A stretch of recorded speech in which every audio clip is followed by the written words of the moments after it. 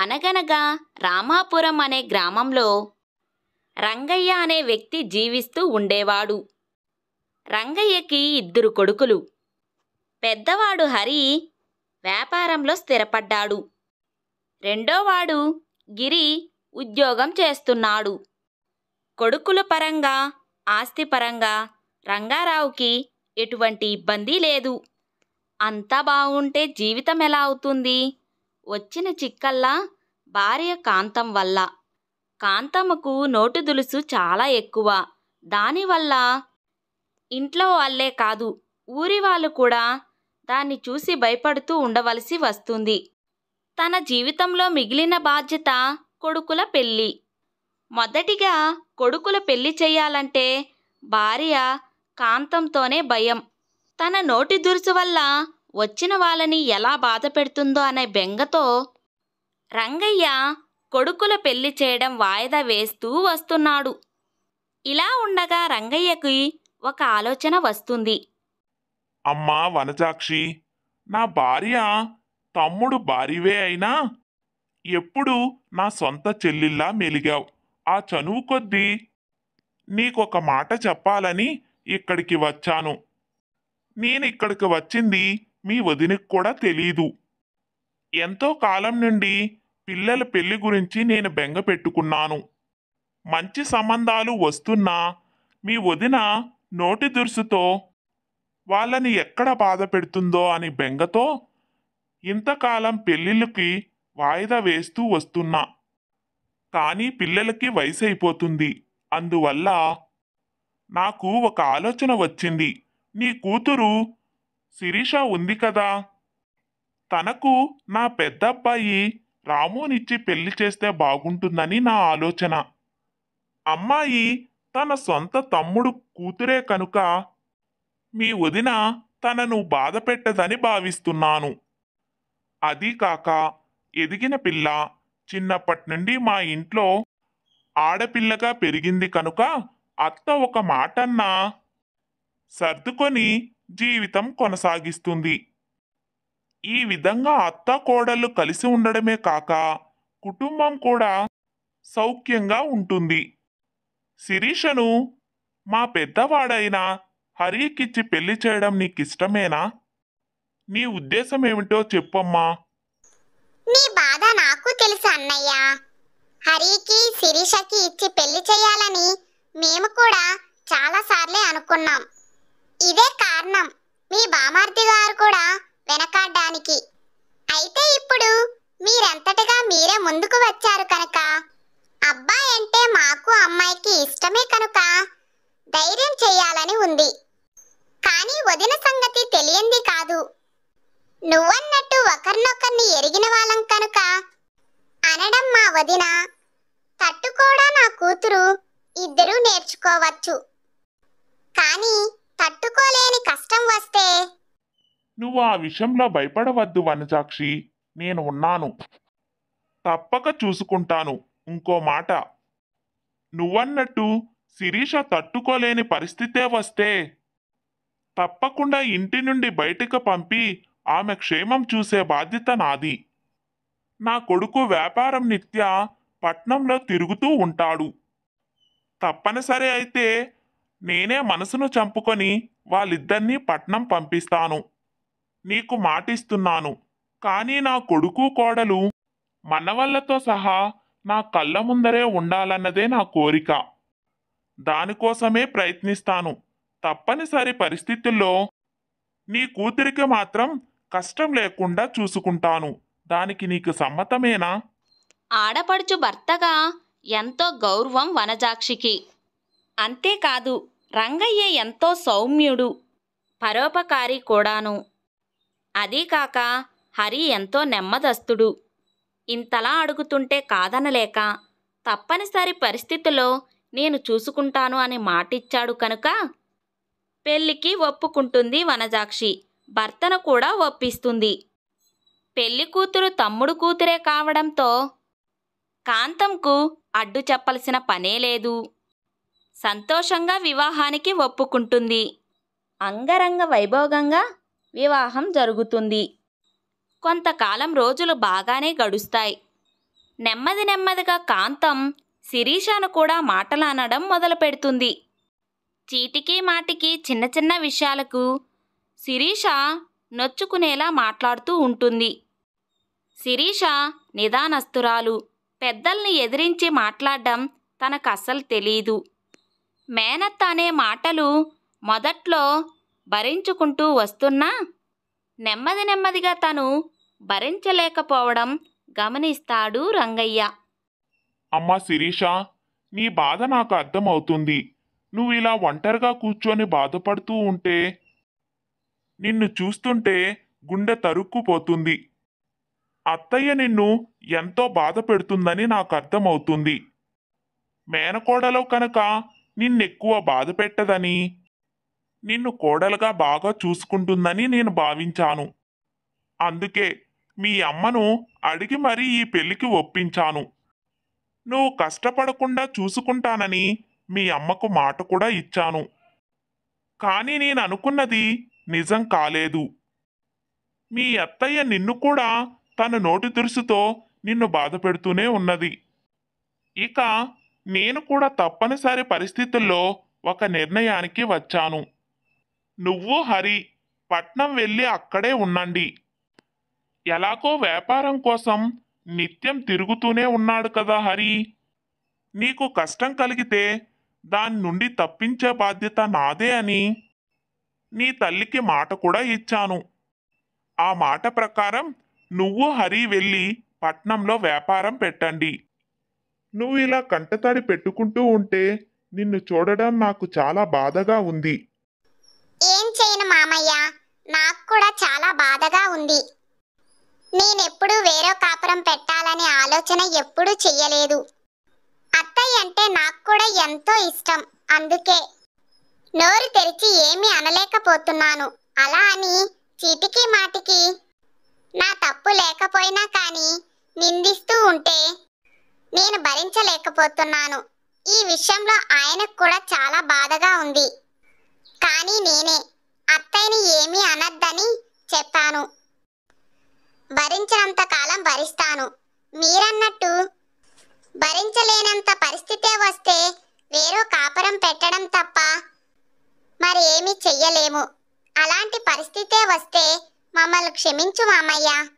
ఇది జరిగిన కొంతకాలానికి శిరీష గర్భవతి అని తెలుస్తుంది. వైద్యులు కాస్త తనని కొంచెం విశ్రాంతి తీసుకోమని చెబుతారు. అయితే కాంతం మాత్రం, ఏంటి శిరీష, వైద్యులు కొంచెం విశ్రాంతి తీసుకోమని చెప్పేసరికి వంటగదిని చూడడమే మానేశావు? వాళ్ళు అందరికీ సాధారణంగా అలాగే చెప్తారు.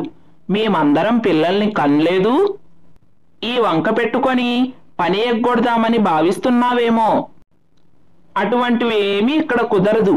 ఇటువంటి అప్పుడే బాగా పని చెయ్యాలి. అప్పుడే పుట్టే బిడ్డ ఆరోగ్యంగా పుడుతుంది. ఇప్పుడైతే సౌకర్యాలు ఎక్కువయ్యాయి, కానీ మా కాలంలో ఇవన్నీ ఏమీ లేవమ్మా. అన్నట్టు గిన్నెలో పాలు కనిపించడం లేదు. నువ్వు తాగినట్టు ఉన్నావు. లీటర్ పాలు అన్నీ నువ్వే తాగేశావా? ఆయనకు నీకు కాఫీ కల్పించాక మిగిలిన పాలు నేను తాగాను అత్తయ్య. కడుపుతో ఉన్నాను కదా, పాలు తాగితే మంచిదని డాక్టర్ గారు చెప్పారు. అందుకే. అది కాక బాగా ఆకలి వేస్తుంది. వంట చేసే వరకు నీరసం రాకుండా ఉండాలి అంటే పాలు తాగితే మంచిదని తాగాను. అయినా నేను పనులేమీ మానేలేదు అత్తయ్య. కాస్త నీరసంగా ఉంటే నిన్న పడుకున్నానంతే. ఇదిగో ఇప్పుడే అన్ని పనులు చేస్తానుగా. ఇక చాలమ్మా, తనని మాటలు అనకు. నేను వినలేను. ఇంతకాలం నువ్వు అన్న మాటలన్నీ శిరీష ఎంతో ఓపిగ్గా భరించింది. అన్నిటికీ అత్తయ్య అలా అంటుంది, కానీ అత్త మనసు చాలా మంచిది అని నాకు చెప్పుకుంటూ వచ్చింది. కానీ ఈరోజు నువ్వు అంటున్న మాటలు నాకే ఎంతో బాధగా ఉన్నాయి. ఇప్పుడు కూడా నేను మాట్లాడకపోతే నా ఉనికనేదే ఉండదు. నేను శిరీష పట్నం వెళ్ళిపోతాం. ఎలాగో నా వ్యాపారం కూడా అక్కడే కదా. ఈ సమయంలో తను అంత బాధపడుతూ ఉంటే నేను చూస్తూ ఉండలేను. హరే, నేనేమన్నాను హరి? ఏదో ఇంటి కోడలు కనుక బాధ్యత తెలుసుకోవాలని కాస్త గట్టిగా చెప్పాను. నాకు మాత్రం శిరీష అంటే ఇష్టం ఉండదా ఏమిటి? నీకు తెలీదా? అందులోనూ తన గర్భవతి. జాగ్రత్తగా చూసుకోవాలని నేను అనుకునేది. కానీ మరి కాలు కదుపకుండా చూసుకుంటే తన ఆరోగ్యమే పాడవుతుందని. అలాగే ఇంటి కోడలన్నాక అందరు పనులు అయ్యాయా లేదా అని చూడాలి కదా. గిరికి ఇప్పుడు పాలివ్వడానికి పాలు లేవు. అందుకే కొంచెం గట్టిగా మందలించాను. అందుకే కోపం తెచ్చుకుంటున్నావా? తల్లి చెప్పిన మాటలకు హరి ఏమీ అనలేకపోయాడు. భార్యను తీసుకొని పట్నానికి వెళ్ళిపోతాడు హరి. రంగయ్య ఎంతో బాధపడతాడు. కోడలు గర్భవతి అని, తొందరలో పాపో బాబో పుడితే ఇల్లంతా సందడిగా ఉంటుందని ఎంతో ఆశపడ్డాడు రంగయ్య. కానీ తన భార్య నోటి దురుసు వల్ల కొడుకు వేరో కాపురం పెట్టవలసి వచ్చింది. భార్యకు విషయం చెప్పి మందలించాలని చూశాడు. కానీ కాంతం తన చెప్పిన మాటలు వినే పరిస్థితుల్లో లేదు. రంగయ్య తనలో తనే బాధపడుతూ మౌనంగా ఉండిపోతాడు. ఈ రకంతో రంగయ్య గిరి పెళ్లి గురించి ఆలోచించాలంటేనే భయమేస్తుంది. ఇంత జరిగాక మళ్ళీ ఒక ఆడపిల్లను తెచ్చి ఈ ఇంట్లో కోడలుగా ఉంచితే ఆమె ఎన్ని బాధలు పడవలసి వస్తుందో, ఆమె కూడా వేరే కాపురం అంటూ బయటికి వెళ్ళిపోతే కొడుకుల్ని కూడా రోజూ చూసుకోలేకపోతానని బాధపడుతూ ఉంటాడు. ఒకరోజు తన స్నేహితుడు పక్క గ్రామంలో ఉంటున్నాడని తెలిసి ఒకసారి కలిసి వద్దామని బయలుదేరి వెళ్తాడు రంగయ్య. స్నేహితుడు ఎంతో తనని ఆప్యాయంగా పిలిచి లోపలికి తీసుకువెళ్ళి కబుర్లు చెప్పసాగాడు. అలా వాళ్ళిద్దరూ మాట్లాడుకుంటూ ఉండగానే ఒక వ్యాపారి తన ఇంటికి వచ్చి, అయ్యా నమస్కారం. అమ్మాయి గారు కిందటి వారం వచ్చినప్పుడు కాటన్ చీరలు తీసుకురమ్మని చెప్పారు. అవి నిన్ననే వచ్చాయి. ఒకసారి అమ్మాయి గారిని పిలుస్తారా? అమ్మాయి గారు, మీరు కిందటి వారం అడిగిన కాటన్ చీరలు ఈ వారం వచ్చాయండి. నిన్నే కొత్త కొత్త డిజైన్ చీరలన్నీ తెప్పించాము. మొదటిగా మీకే చూపిద్దామని తెచ్చాను. బయట ఉన్నాయి, తీసుకురమ్మంటారా? ఒక్క నిమిషం ఉండండి చెంచలయ్య గారు, ఇప్పుడే వస్తాను. ఇదిగో ఇటు చూడండి, కిందటి వారం మీ దుకాణానికి వచ్చినప్పుడు కొనుక్కున్న చీర. మొట్టమొదటిసారి కట్టుకొని తడపగానే ఇలా అయిపోయింది. రంగు వెలిసిపోయింది, చీర చినిగిపోయింది. ఏమిటండి ఇది? అరే, ఇది మా దుకాణంలో కొనిన చీర కాదండి. నేను ఇటువంటి నాసిరకమైన చీరలు అమ్మనే అమ్మను. ఇది మీరు వేరే ఎక్కడైనా కొని ఉండవచ్చు. బాగా చూసుకోండి. చెంచలయ్య గారు, ఇంత జరిగిన తర్వాత కూడా దీన్ని ఇలా చూపిస్తుంటే దాన్ని మీరు కాదు అని చెప్పడం నాకు ఆశ్చర్యంగా ఉంది. మీ దగ్గరే నేను ఎంతో కాలం ఎక్కువ కొనుక్కున్నాను. ఆ విషయం మీకు కూడా తెలుసు కదా. చీర చూడండి ఎలా అయిపోయిందో. ఈ చీర నాణ్యత లేదు అని కొనుక్కున్న రోజే మిమ్మల్ని అడిగాను. కానీ మీరు చాలా మంచిదని, చూడ్డానికి అలా కనిపిస్తుందని మీరు నాకు చెప్పారు. ఎంతో ఖరీదైనా సరే నాకు ఆ చీర నచ్చి కొనుక్కున్నాను. ఇకపై నేను మీ దగ్గర ఏమీ కొనేది లేదు. ఈ మధ్య మీ దగ్గర బట్టల నాణ్యత బాగా తగ్గిపోయింది. ఇకపై ఇటువైపు రాకండి, నేను మరొక చోట కొనుక్కుంటాను. చెంచులయ్య ఎంతో నచ్చజెప్పడానికి ప్రయత్నించినా శ్రీదేవి తన మాటలు వినలేదు. వ్యాపారికి గట్టిగా బుద్ధి చెప్పి అక్కడి నుండి పంపించేసింది. అది చూసిన రంగయ్య, అమ్మాయి, ఆ వ్యాపారి నీకు దుస్తులు అమ్మడానికి వచ్చినప్పటికీ కానీ నీకంటే పెద్దవాడు కదా.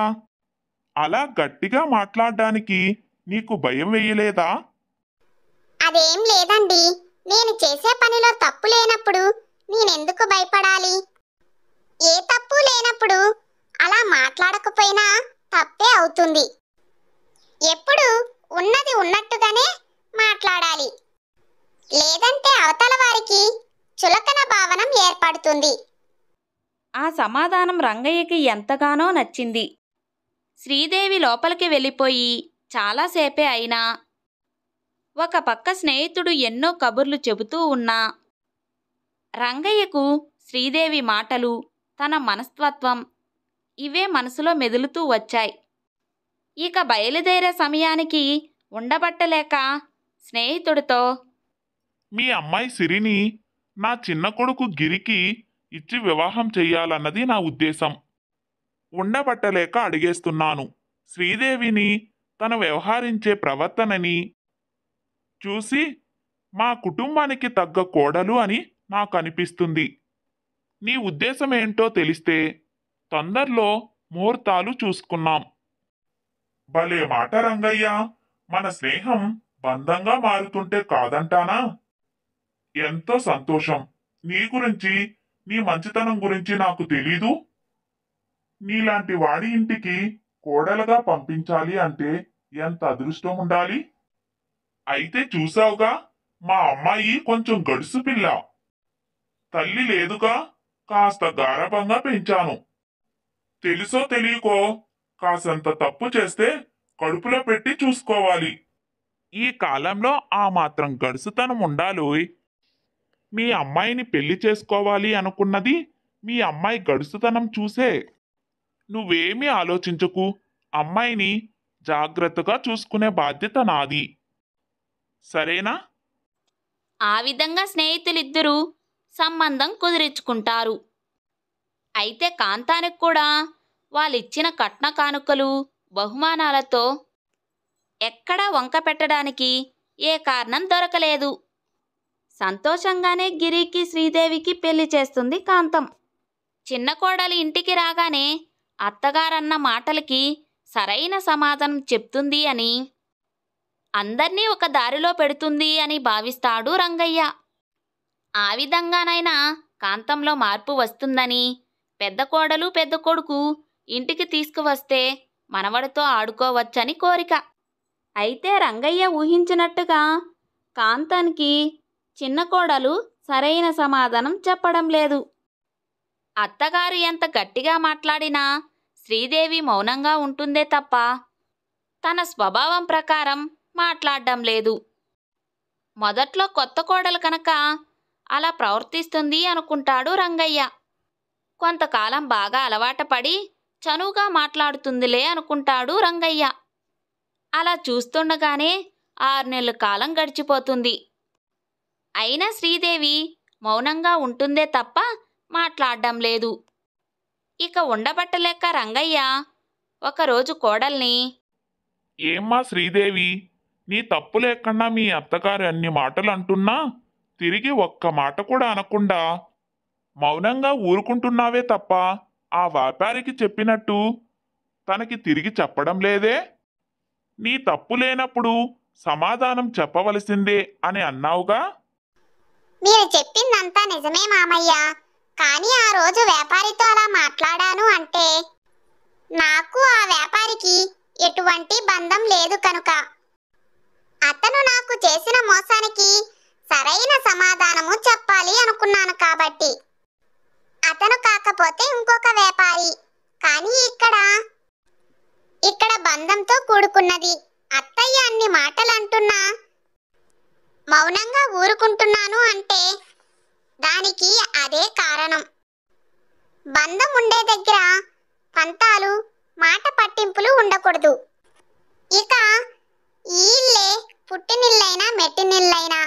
అలాంటప్పుడు అత్తయ్య అన్న మాటలు పంతానికి పోయి పట్టించుకుంటే బంధం నిలబడదు కదా మామయ్య. అందుకనే నేను ఏమీ అనలేకపోతున్నాను. బాగుందమ్మా, నువ్వు చెప్పిందంతా బాగానే ఉంది. మారు మాట్లాడకుండా సమాధానం చెప్పావు. అయితే నాకు వేరే అవకాశమే లేదన్నమాట. నీ కారణంగానైనా మీ అత్తగారు మారుతుంది. ఆ రకంగానైనా పెద్ద కోడల్ని పెద్ద కొడుకుని ఇంటికి తెచ్చుకోవాలని ఆశపడ్డాను. గడుసు పిల్లవు కాబట్టి అత్తగారికి మంచి సమాధానం ఇస్తావని భావించాను. కాంతం పద్ధతే అంతా. మొదటి నుండి నోటి దురుసు ఎక్కువ. దానివల్ల అన్ని బంధాలకు దూరమయ్యింది. నా పెద్ద కొడుకు ఇంటి నుండి వెళ్ళిపోయినా కాంతంలో మార్పు రాలేదు. ఇప్పుడు నిన్ను కూడా తన నోటి దురుసుతోనే నిన్ను బాధ పెడుతూ ఉన్నది. తనకు అర్థమైనా అర్థం కాకపోయినా నాకు కూడా నా మనవలతో మనవరాలతో అచ్చటా ముచ్చటా ఆడుకోవాలని ఉంటుంది కదా. నువ్వు చెప్పిన పాటి ఆలోచన కాంతానికి ఉండి ఉంటే బంధాన్ని కాపాడుకుంటూ వచ్చేది. అటువంటి రోజు ఎప్పుడు వస్తుందా అని ఎదురు చూస్తున్నాను. అందుకే పిల్లలకి పెళ్లి చెయ్యాలంటే భయపడ్డాను. పెద్దవాడికి మేనరికం చేసుకుంటే సమస్యలు ఉండవు అనుకున్నాను. అయినా పెద్ద కోడలు నెచ్చుకోవడంతో వాళ్ళు వేరే కాపురం పెట్టడం తప్పలేదు. చిన్నవాడికి నీలాంటి గడుసు పిల్లనిచ్చి చేస్తేనైనా ఇంట్లో పరిస్థితులు మారుతాయి అనుకున్నాను. నువ్వు గడుసుదానివే కాదు, తెలివైన దానివి. పరిస్థితులు ఎలా ఉంటే అలా నడుచుకునేదానవన్నమాట. సరే, ఇక చేసేదేముంది? బాధపడకండి మామయ్య, అత్తయ్యలో మార్పు తప్పకుండా వస్తుంది. బావగారు అక్క పిల్లాడితో ఇంటికి కలిసి తొందరలోనే వస్తారు అని నాకు అనిపిస్తుంది. మీరు ఇలాంటి ఆలోచనలు పెట్టుకొని ఆరోగ్యం పాడు చేసుకోకండి. మనసు ఎటువంటిదైనా మాట జాగ్రత్తగా ఉండాలి. అత్తయ్య మనసులో ఎటువంటి చెడు భావన లేదని మాకు తెలుసు. కానీ మాట్లాడే మాటలే ఆలోచనలకి ప్రతిబింబం అయినట్టు ఆ మాట ఎంతో జాగ్రత్తగా ఎవరిని నొప్పించకుండా మాట్లాడాలి. నోటి దురుసు వలన తనకే కాదు, చుట్టుపక్కల ఉన్న వారికందరికీ కూడా మనశ్శాంతి ఉండదు. ఈ విషయం అత్తయ్యకి అర్థమైతే బాగున్ను. అవునన్నట్టు తల ఆడిస్తూ అక్కడి నుండి బయలుదేరాడు రంగయ్య. ఇంతలో బయటికి వెళ్ళిన కాంతం ఇంటికి వస్తుంది. ఇంటికి వస్తూనే ఎవరితో మాట్లాడకుండా మౌనంగా కూర్చుంది. అలా రాత్రి సమయం అయ్యింది. పెద్దబ్బాయిని కోడల్ని ఇంటికి పిలిపించమంటారా? రేపే కబురు పంపిస్తాను. రంగయ్యకి కాంతం మాట్లాడిన మాటలు ఏవీ అర్థం కాలేదు. ఉన్నట్టుండి ఇలా అంటుంది ఏమిటా అని ఆశ్చర్యంగా చూస్తున్నాడు. ఏంటండి, నేనేంటి ఇలా మాట్లాడుతున్నాను అని ఆశ్చర్యంగా ఉంది కదూ. నిన్న సాయంత్రం మీరు మీ చిన్న కోడలు మాట్లాడుకున్న మాటలన్నీ విన్నాను. అదే సమయానికి గుడి నుండి వచ్చాను. మీరిద్దరూ మాట్లాడుకుంటూ ఉంటుంటే అప్పుడే నాకు అర్థమయ్యింది. నా నోటి దురుసు వలన ఎంతమంది ఎన్ని రకాలుగా బాధపడుతున్నారు అని. నిజానికి నాకెప్పుడూ అనిపించలేదు. మీ చిన్న కోడలు బాధపడుతూ చెప్పినప్పుడు అప్పుడు నాకు అర్థమయ్యింది. బంధాలను నిలబెట్టుకోవాలి అంటే నోటిని అదుపులో పెట్టుకోవాలి అని. చిన్నపిల్ల అయినా బాగానే అర్థం చేసుకుందిలేండి. ఏరుకోరి తెచ్చుకున్నారుగా, అందుకే నేనింక ఎవరిని నా మాటలతో బాధ పెట్టను. మీరు ఆశించినట్టుగానే నీ మనవలతోనూ మనవరాలతోనూ ఆనందంగా ఉండండి. నా వల్ల మీ అందరికీ ఇంత కష్టం ఎందుకు? కాంతంలో మార్పు వచ్చిందని రంగయ్యకే అర్థమయ్యింది. చాలా సంతోషపడ్డాడు. ఏ కారణమైతేనేం కాంతంలో మార్పు వచ్చింది, తన అనుకునింది నెరవేరుతుంది అని ఆనందపడ్డాడు. కాంతం చెప్పిన విధంగానే పెద్దబ్బాయిని కోడల్ని ఇంటికి తీసుకువచ్చింది. వారికి అబ్బాయి పుడతాడు. ఇక మాటిచ్చిన ప్రకారమే నోటి దురుసుని తగ్గించుకొని కోడలి ఇద్దరితోనూ సవ్యంగా సౌఖ్యంగా మెలిగింది. కొడుకులతో కోడళ్లతో మనవళ్ళు మనవరాలతో ఆ ఇల్లు కలకలలాడుతూ ఉండింది. అదంతా చూసి రంగయ్య చాలా సంతోషపడ్డాడు. నిజమే, బంధాలు నిలబడాలి అంటే మాట చాలా సౌమ్యంగా ఉండాలి. చాలామంది చాలా కఠినంగా మాట్లాడడమే గొప్ప విషయం అనుకుంటూ ఉంటారు. కానీ నిజానికి గొప్ప విషయం ఏమిటంటే బంధం నిలబెట్టుకోవడం కోసం మాటను అదుపులో ఉంచుకోవడమే. కాంతం ఈ విషయం అర్థం చేసుకుంది. అందుకనే వాళ్ళ జీవితంలో మార్పు వచ్చింది. నోటి దురుసుగా మాట్లాడడం వల్ల సాధించేది అంటూ ఏమీ ఉండదు, ఇంకా కోల్పోయేదే తప్ప. ఇంకా మన చుట్టూ వాళ్ళల్లో కాంతంలాగా మార్పు రావాలని ఆశిద్దాం. రా లలిత, రా. చూడు, చందమామ ఎంత అందంగా ఉందో. ఇక్కడి నుండి లోపలికి రావాలనే అనిపించడం లేదు. చందమామ బాగుంటే చందమామ నుండి వచ్చే వెన్నెలా బాగుంది. మరి నా పరిస్థితో నీ సంగతా? అంతకంటే లక్షణంగా ఉన్నావుగా. లక్షణంగా ఉన్నానో లేదో తెలియదు కానీ అంతకంటే అలిసిపోయి ఉన్నాను. పొద్దుటి నుండి పనులు చేసి చేసి. ఏవండి, ఎన్నో రోజుల నుండి అడుగుతున్నాను నాకు వాషింగ్ మిషన్ కొనిపెట్టమని. ఎన్ని జరుగుతున్నా ఆ పని మాత్రం అవ్వడం లేదు. నేను ఇంటెడు చాకిరీ చేసి అలసిపోతున్నాను. కాస్త నా బాధ కూడా అర్థం చేసుకోండి. మనకు ఆర్థిక ఇబ్బందులు ఉన్నాయని తెలుసు. అయినా కూడా ఏదో రకంగా డబ్బులు కూడపెట్టి నా కోసం వాషింగ్ మిషన్ కొనిపెడతామని చెప్పారా లేదా? దాని సంగతి ఏమిటి? ముందు దాని సంగతి చెప్పండి. కంగారు పడకు లలిత, నేను డబ్బులు కూడపెట్టాను. మరో 2 రోజుల్లో సెలవు కదా, ఆ రోజు మనం ఇద్దరం వెళ్ళి వాషింగ్ మిషన్ చూసుకున్నాం. అప్పుడు నీకేది నచ్చిందో అది కొనుక్కో. ఇంతకాలం కష్టపడి డబ్బులు పొదుపు చేసింది దానికోసమేకా. ఇకపై నీకు ఏ కష్టమో ఉండదు. సంతోషమేనా? రవి వాళ్ళది మధ్యతరగతి కుటుంబం. ఆ కుటుంబంలో సంపాదించేది రవి ఒక్కడే. రవిది కూడా ఒక చిన్న ప్రైవేటు ఉద్యోగం కావడంతో తనకు వచ్చే జీతంతో ఇంటిని నడిపించడం చాలా కష్టంగా ఉంటుంది. అయినా రవి అందులోనే కాస్త డబ్బు కూడా పొదుపు చేసి ఇలా మధ్య మధ్యలో ఉన్న అవసరాలన్నీ తీర్చుకుంటూ ఉంటాడు. అయితే వాషింగ్ మిషన్ అనేది చాలా పెద్ద విషయం కదా. అందువల్ల లలిత ఎప్పటినుండో అడుగుతూ ఉన్నా ఇప్పటిదాకా రవి కొనలేకపోయాడు. ప్రతీ నెల ఇల్లును నడిపించడం, ఇక వాళ్ళ తల్లిదండ్రుల ఆరోగ్యం చూసుకోవడంతోనే డబ్బు ఎప్పటికప్పుడు ఖర్చయిపోతూ ఉండేది. లలిత రవి ప్రేమించి పెళ్లి చేసుకున్నారు. ఇద్దరికీ ఒకరిపై ఒకరికి అపారమైన నమ్మకం, గౌరవం. అయితే అంత కష్టంలోనూ రవి లలిత కోరిక మేరకు డబ్బు కూడబెట్టి వాషింగ్ మిషన్ కొనాలని అనుకుంటాడు. ఇది జరిగిన కొన్ని రోజులకి రవి తండ్రి రఘురాం ఉన్నట్టుండి గుండెపోటుతో అకస్మాత్తుగా కింద పడిపోతాడు. త్వరగా హాస్పిటల్కి తీసుకువెళ్తారు. వైద్యం చేపిస్తారు. గుండెపోటు అంటే మామూలు విషయమా? రవి కుటుంబ సభ్యులు ఇంకా ఎంతో కంగారు పడతారు. అదృష్టం కొద్దీ రఘురాం ప్రాణాలతో బయటపడతాడు. అయితే రవి దాచుకున్న డబ్బులు రఘురాం వైద్యానికి ఖర్చయిపోతుంది. దాంతో తను దాచిన డబ్బులంతా తండ్రి వైద్యానికే ఉపయోగిస్తాడు. తండ్రి కాస్త కోలుకున్న తర్వాత రవికి ఈ విషయం గుర్తుకు వస్తుంది. ఇంతకాలం చాలా కష్టపడి దాచిన సొమ్ము ఇలా ఖర్చయిపోతుందని అనుకోలేదు. సమయానికి డబ్బు దాచాను కాబట్టి సరిపోయింది. లేకపోతే నాన్న ప్రాణాలకే ప్రమాదం.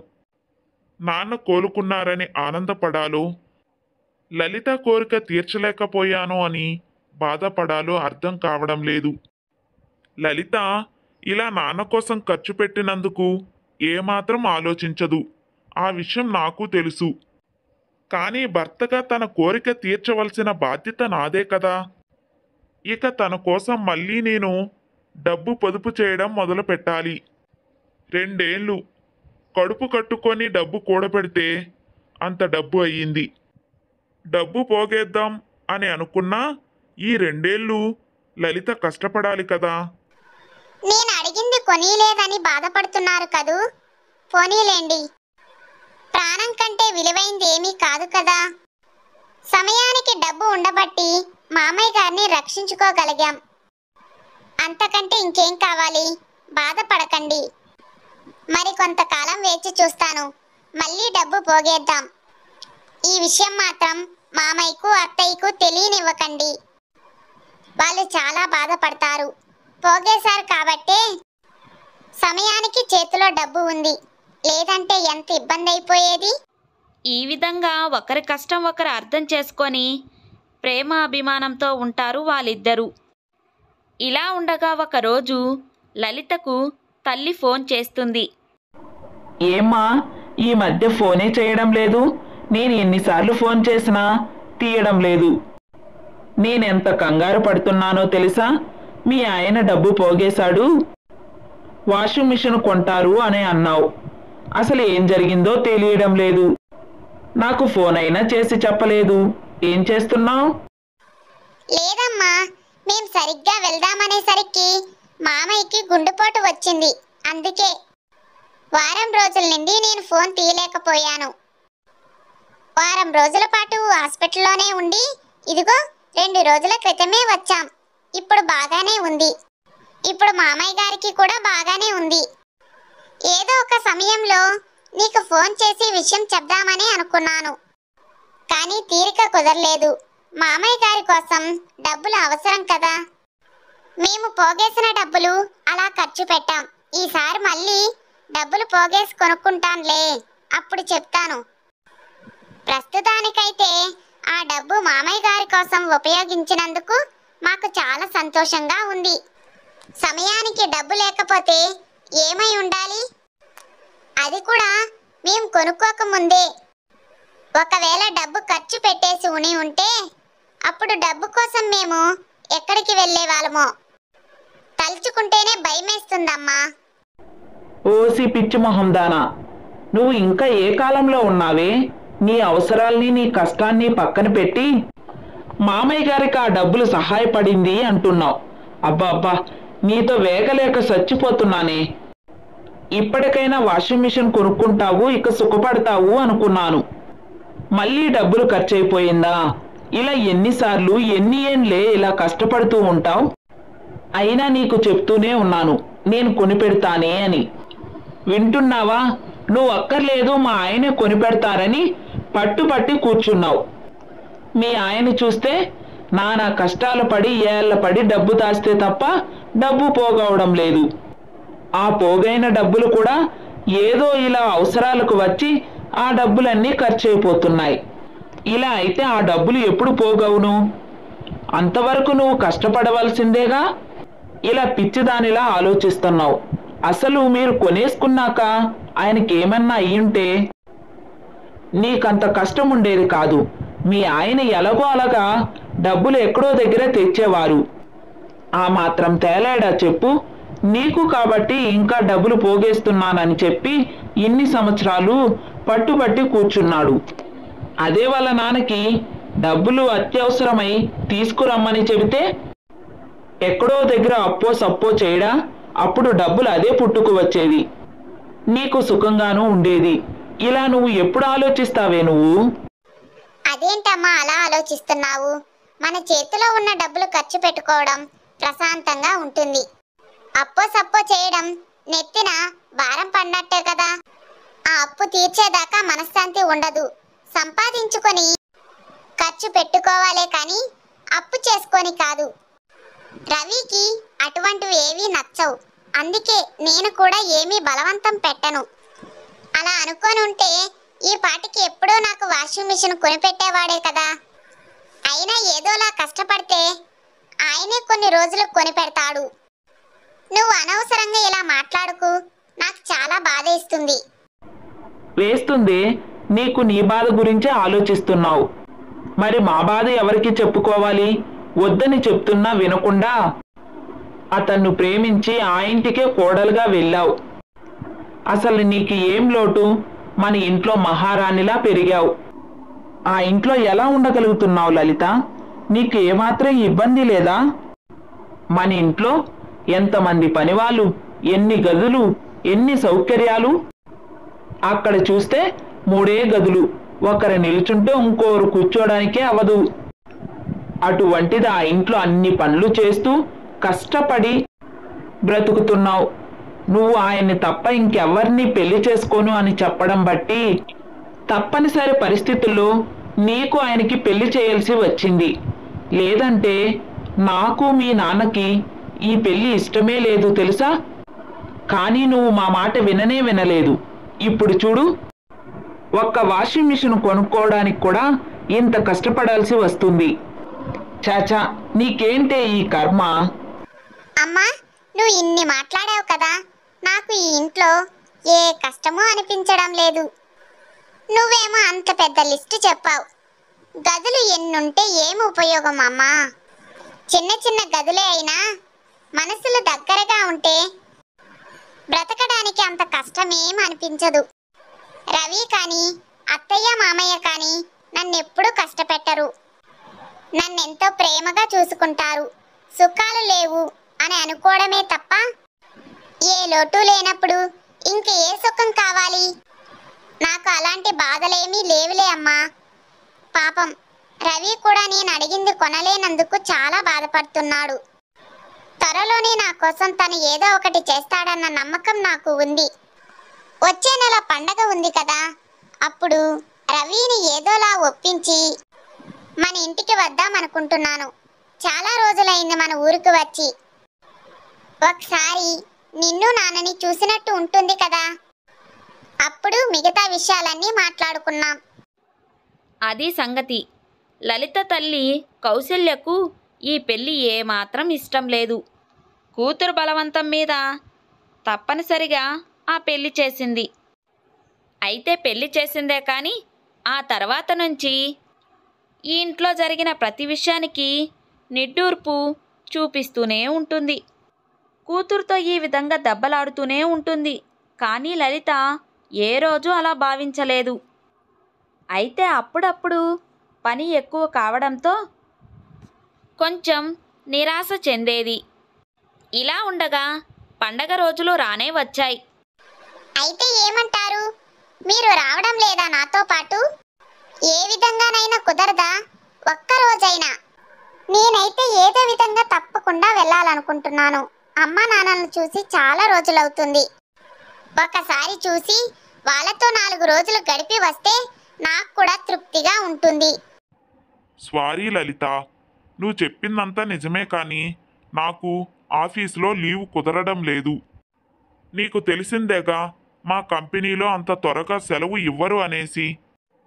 పండక్కు ఒక్కరోజే సెలవు ఉంది. ఆ రోజైనా వద్దామనుకుంటే పొద్దున్నెక్కడ బయలుదేరి మధ్యాహ్నానికి అక్కడికి వస్తే మళ్ళీ 2 గంటలకి బయలుదేరి ఇక్కడికి వచ్చేయాలి. ఇంతదానికి వృధా ప్రయాసం ఎందుకు చెప్పు? నువ్వు సంతోషంగా వెళ్ళిరా. మరేం పర్వాలేదు. ఈసారి సెలవులు ఉన్నప్పుడు తప్పకుండా నేను కూడా వస్తానని అత్తగారికి మామగారికి చెప్పు. నా తరపున పండగ శుభాకాంక్షలు కూడా తెలియచేయి. నేను రాలేదని ఏమీ అనుకోవద్దని పదే పదే చెప్పు. నువ్వు కూడా నేను రాలేదని చెప్పి బాధపడకుండా పండగ సంతోషంగా గడుపుకొనిరా. ఇక 2 నెలల తర్వాత మా మేనేజర్ గారు ఊరెళ్తున్నారట. అప్పుడు మేం కొంచెం ఫ్రీగా ఉండవచ్చు.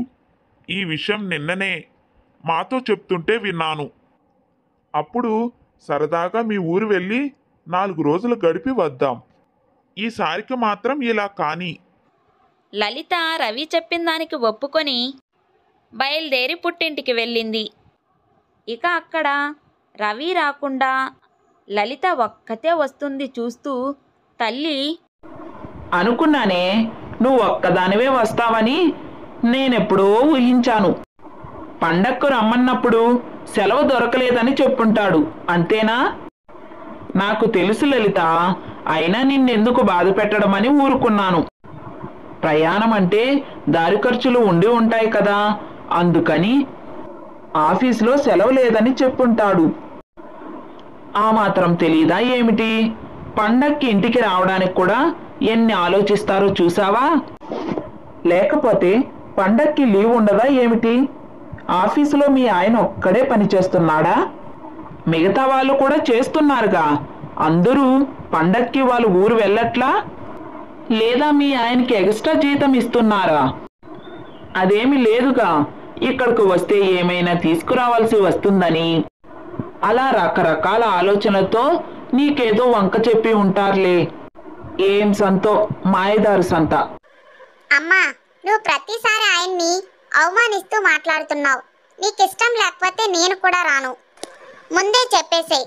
మీకోసం నిన్ను నాన్నని చూడాలని నేను అంత దూరం నుండి వస్తే నువ్వు ఇలా మాట్లాడుతున్నావా?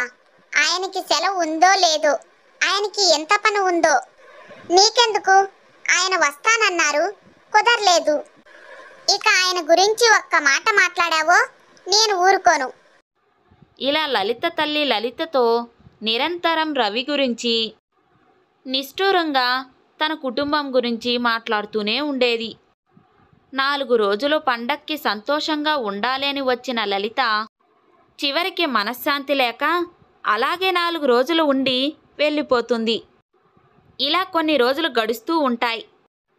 ఇలా ఉండగా లలిత పుట్టినరోజు సందర్భంగా రవి ఇంట్లో పార్టీని ఏర్పాటు చేస్తాడు. దానికి కాను ఊర్లో వాళ్ళని, చుట్టాల్ని పిలుస్తారు. అలాగే లలిత వాళ్ళ తల్లి కూడా వస్తుంది. సరిగ్గా అదే సమయానికి లలిత రవికి ఫోన్ చేస్తూ ఉంటుంది. పార్టీకి టైం అవుతుందండి. ఇంకా మా వారు బిజీగానే ఉన్నారా? ఆయన ఎప్పుడు వస్తారో కనుక్కున్నామని ఫోన్ చేశాను. మీరెవరు? ఓ సారీ మేడం, ఈరోజు రవి గారు ఇచ్చిన పార్టీలో బిజీగా ఉన్నాం. రవి గారు ఫోన్ మర్చిపోయినట్టు ఉన్నారు. ఇందాక ఆయన వెళ్ళిపోయారే. పొద్దున్నుంచి పార్టీనే నడిచింది. నేను ఆయన టీంలో వర్క్ చేస్తాను. నా పేరు సీను. సార్ ఫోన్ కోసం తప్పక వస్తారు కదా, అప్పుడు చెప్తాను మేడం. పొద్దున్నుంచి పార్టీ ఉందా? దేని గురించి పార్టీ? అదేనండి, మన రవి గారికి ప్రమోషన్ వచ్చింది కదా, అందుకోసం మేమంతా బలవంతం పెట్టడంతో మాకు పార్టీ ఇచ్చారు. ఇంతకాలం మేము అడుగుతూనే ఉన్నాం. ఈ రోజు కుదిరింది సార్కి. మీరు కూడా వచ్చుంటే బాగుండేది మేడం. అయినా మీకు ఈ రోజు పుట్టినరోజు కదా, బిజీగా ఉండి ఉంటారు. Many more happy returns of the day madam. Lalitha చాలా ఆశ్చర్యపోయింది. రవికి ప్రమోషన్ వచ్చినా లలితకు ఒక్క మాట కూడా చెప్పలేదు. ఏమనుకోవాలో అర్థం కావడం లేదు. ఇంతలో తల్లి వీళ్ళ సంభాషణంతో వింటూనే ఉంది. అదిగో అర్థమైందా నీకంతా ఇప్పుడు? తనకి ప్రమోషన్ వచ్చినా కూడా నీకు చెప్పలేదు. నిన్ను చూస్తే నువ్వు అతన్ని గుడ్డిగా నమ్ముకొని ఉన్నావు. నేనెంత నచ్చ చెప్పాను, నేను కొనిపెడతానే అని. నా మాట విన్నావా? తనే కొంటాడు అన్నావు.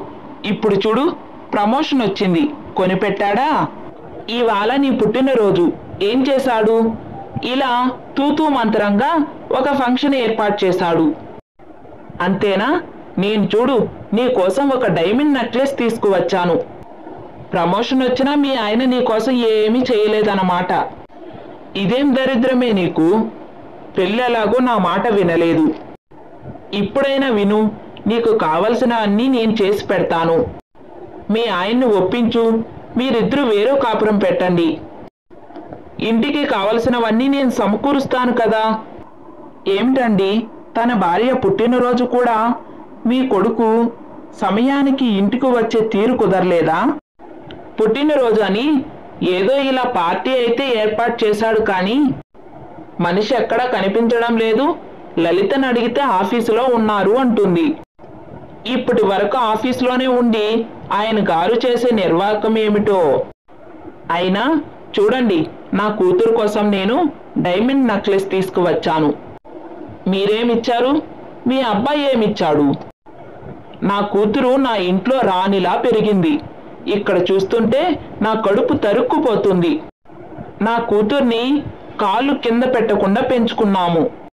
మీరిక్కడ వెట్టి చాకిరీ చేయించుకుంటున్నారు. ఏంటో అంతా మా తలరాత. నా కూతురికి ఇంతకంటే గ్రాండ్గా పార్టీ ఏర్పాటు చేస్తానని చెప్పాను. అది వినట్లేదు. ఇక్కడే ఇంత చిన్న ఇంట్లో ఇలాగే మగ్గిపోతుంది.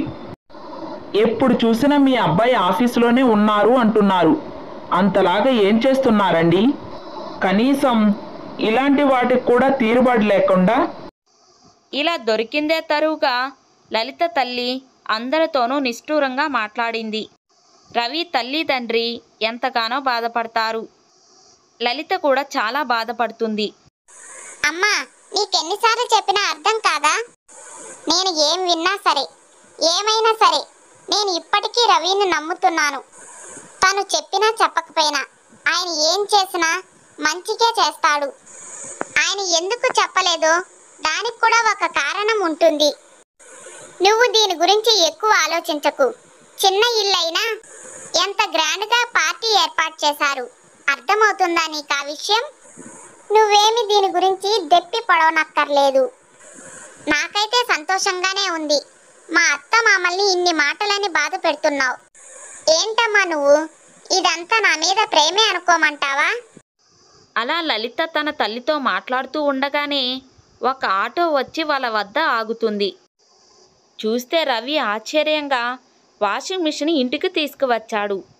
లలిత తల్లి అది చూసి ఎంతో ఆశ్చర్యపోయారు. అది చూసి లలిత చాలా సంతోషించింది. అందరూ కలిసి గ్రాండ్గా పార్టీ జరుపుకున్నారు. ఆ పార్టీ తర్వాత రవి కోరిక మేరకు అందరూ కలిసి గుడికి వెళతారు. ఇక్కడ ఇంకో ముఖ్యమైన శుభవార్త చెప్పాలి.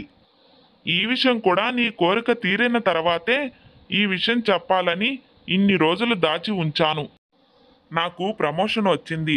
అందరికీ ఒకేసారి చెప్పవచ్చని ఇలా గుడికి తీసుకువచ్చాను. నాకు ప్రమోషన్ వచ్చి 4 నెలలు అవుతుంది లలిత. కానీ ఆ డబ్బులన్నీ కూడపెట్టి, కానీ నువ్వు అడిగిన కోరిక తీర్చిన తర్వాతే ఈ విషయం చెప్దామని ఈ విషయం నీకు చెప్పకుండా దాచిపెట్టి ఉంచాను. నా పనితనం మెచ్చి నాకు ప్రమోషన్ ఇచ్చారు. దానివల్లనే ఇంత త్వరగా వాషింగ్ మిషన్ కొనగలిగాను. ఇప్పుడు నిజంగా నాకు తృప్తిగా ఉంది. లలిత, ఇప్పుడు నీకు సంతోషమేనా? నువ్వు అడిగిన ఒక్క కోరిక నేను తీర్చలేకపోయానే అని ఇన్ని రోజులు నాకు చాలా బాధగా ఉండేది. అందుకనే ముందు నీకు అదే బహుమతిగా ఇవ్వాలని అనుకొని నీకు సర్ప్రైజ్ చేయాలని ఈ విషయం ఇన్ని రోజులు చెప్పలేదు. నువ్వు ప్రతిసారి నాకు చెప్తూ ఉంటావే, అదే కొనుక్కొచ్చాను. నీకు నచ్చిందా? నాకు నచ్చిందా అని అడుగుతున్నారా? నాకు చాలా సంతోషంగా ఉంది. ఒకటి కాదు, నాకు అన్నీ నచ్చాయి.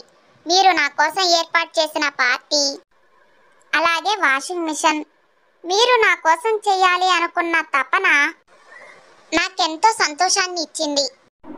చిన్నదానివైనా నీ భర్తను అర్థం చేసుకొని నువ్వు చాలా గొప్పదానివయ్యావే.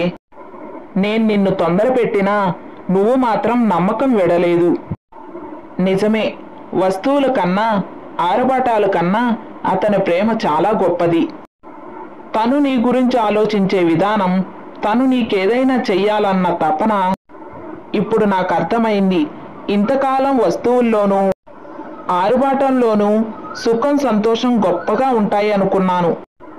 కానీ మొదటిసారి మీ ఇద్దరిని చూశాక అవేమీ లేకపోయినా మనసులు మంచి బంధం ఉన్నప్పుడు అవి ఏమీ అవసరం లేదని తెలుసుకున్నాను.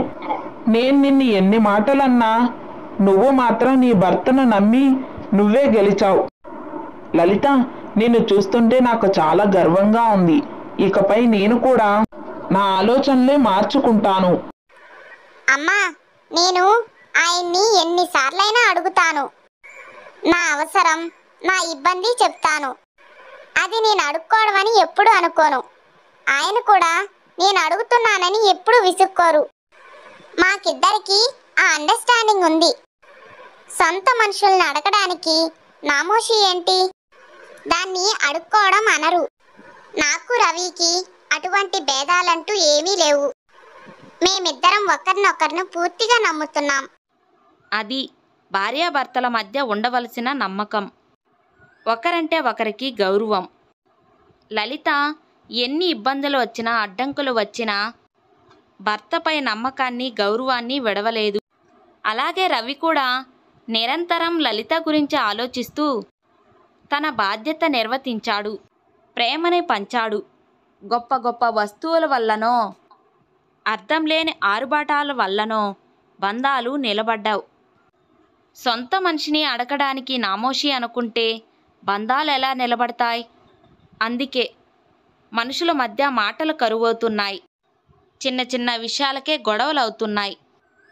ఎక్కడైతే నమ్మకం, గౌరవం ఉంటుందో అక్కడ ఇటువంటి సమస్యలకు తావులేదు. కథ నచ్చిందా? అయితే తప్పకుండా లైక్ చేసేయండి. మరొక మంచి కథతో మళ్ళీ కలుసుకుందాం.